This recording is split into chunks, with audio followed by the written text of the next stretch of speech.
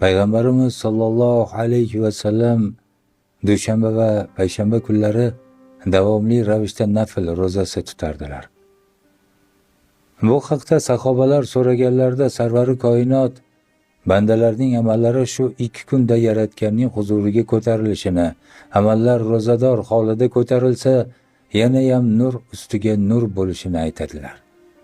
Bunga qo'shimcha qilib, bir kun nafl ro'zasi tutgan odam do'zaxdan 70 yilga uzoqlashishini ham bayon qiladilar.